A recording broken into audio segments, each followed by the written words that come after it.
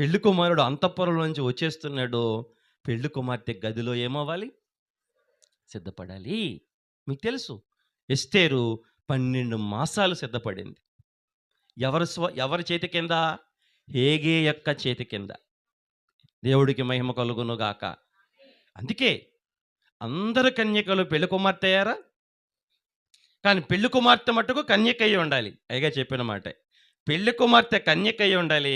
కానీ అందరు కన్యకలు హేగే వశములో ఉండి, అయ్యా నేను ఎలా అందంగా ఉంటానో నాకంటే బాగా నీకే తెలుసు కాబట్టి నిన్ను నాకు ఆయన అపాయింట్ చేశాడు.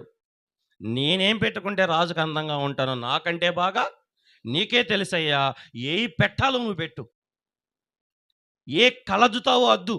ఏ రూపమద్దుతావో అద్దు అని ఎవరి చేతికి అప్పగించుకుంది? హేగే వశం చేసుకుంది.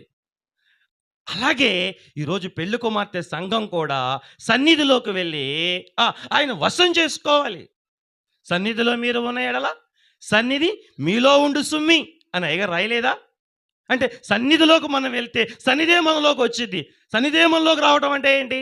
దేవుడి పోలిక, దేవుడి స్వరూపం మనకు రావడం. ఏల ముద్ర ఎత్తే గ్యాస్ బండ్లే మన సొంతం అయిపోతాయి. సన్నిధిలోకి వెళ్తే ప్రాణప్రియుడే మన సొంతం అయిపోతాడు.